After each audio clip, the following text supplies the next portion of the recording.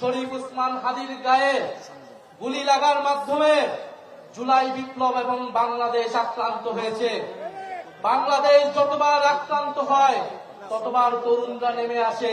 আজকেও আমরা শহীদ মিনারে একত্রিত হয়েছি সেই গণ অভ্যুত্থানের ঐক্যের প্রতীক হিসেবে। স্বরাষ্ট্র উপদেষ্টার পদত্যাগের দাবি উঠেছে। আমরা মনে করি নৈতিকভাবে উনি আর এই দায়িত্বে থাকতে পারেন না। 5ই আগস্টের পরবর্তীতে আমরা দেখেছি বাংলাদেশের আইন শৃঙ্খলা ফেরত আসে নাই। বাংলাদেশে জুলাই গণ অভ্যুত্থানের অংশগ্রহণকারীদের টার্গেট করা হয়েছে, শহীদ পরিবারদের টার্গেট করা হয়েছে, মামলা বাণিজ্য করা হয়েছে, বিচার ঠিক মতো করা হয় নাই। তারপরেও আইন উপদেষ্টা, স্বরাষ্ট্র উপদেষ্টা তাদের পদে বহালভাবে থেকেছেন। আমরা বারবার আপনাদেরকে সাবধান করেছি, কিন্তু আজকে আমার ভাইকে গুলি খেয়ে জীবনের ঝুঁকি নিয়ে আজকে তাকে বাংলাদেশ ছাড়তে হচ্ছে। গোয়েন্দা সংস্থা গত 16 বছরে সকল বিরোধী দল মতকে দমন করতে ব্যবহার করা হয়েছিল।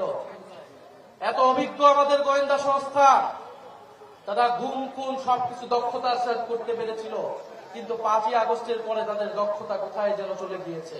তারা খুনিকে বাংলাদেশের বর্ডার থেকে পার হতে দিতে পারে, তারা 72 ঘন্টা পার হলেও কোন খুনিকে গ্রেফতার করতে সক্ষম হয় না।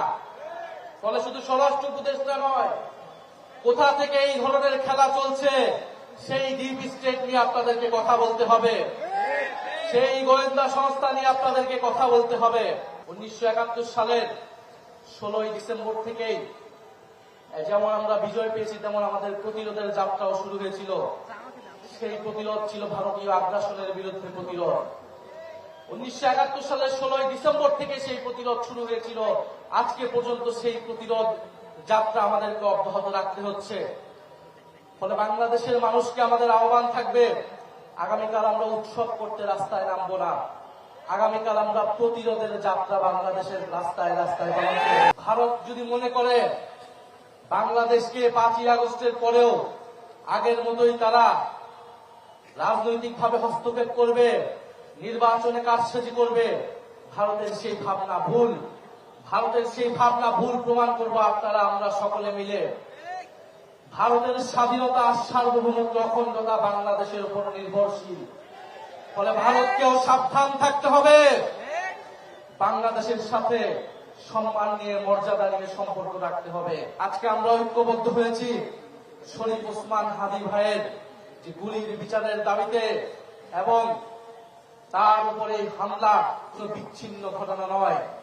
যে ইলেকশন কমিশন এই কথা বলে, সেই ইলেকশন কমিশনার দায়িত্বে থাকার কোন নৈতিক অধিকার থাকে না। তার অধীনে কোন সুষ্ঠু নির্বাচন হওয়া সম্ভব কিনা এই প্রশ্ন আমরা গত 6 মাস ধরে করে যাচ্ছি।